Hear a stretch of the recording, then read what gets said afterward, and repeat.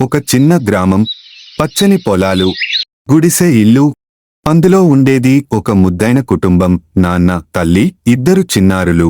ప్రతిరోజు ఉదయం నాన్న ఇంటి ముందు బెంచ్ మీద కూర్చొని పిల్లలతో నవ్వుతూ గడిపేవాడు. కొడుకు చెక్క బండి తోడుతూ ఆడేవాడు. చిట్టి పాప పక్కన తిరిగేది. తల్లి మాత్రం ఇంటి పనుల మధ్య వారినంతా చూసుకుంటూ ఉండేది. నాన్న పిల్లలతో చెట్టు కింద కూర్చొని కథలు చెబుతూ ఉండేవాడు. ఆయన మాటలు వినడం పిల్లలకు ఒక మాయల ప్రపంచం లాంటిది. తల్లి పక్కనుండి చూసి తృప్తిగా నవ్వేది. ఒకరోజు నాన్న పొలం దారి మీద జారి పడిపోయాడు. తలకి చిన్న గాయం అయింది. ఆయనను ఇంటికి తీసుకొచ్చారు. తలపై తెల్లటి తడిక కట్టి పడుకున్నాడు. ఇంట్లో నిశ్శబ్దం మొదలైంది.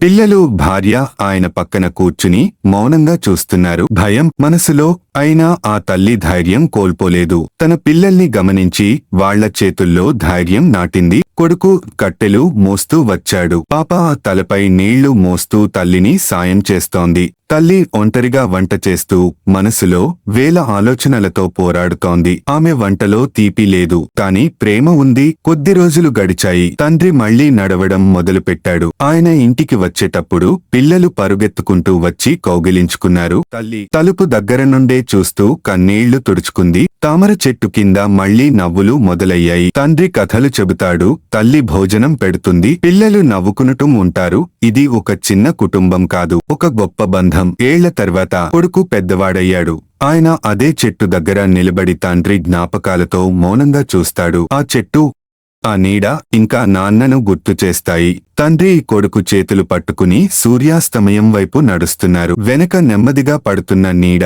ముందుకు సాగుతున్న బంధం. తండ్రి మాటలు తక్కువైనా ముందుకు సాగుతున్న బంధం. తండ్రి మాటలు తక్కువైనా ఆయన ప్రేమ శాశ్వతం. ఆయన మన పక్కన లేకున్నా ఆయన నీడ మాత్రం మన వెంట ఉంటుంది. Like, share and subscribe for more videos.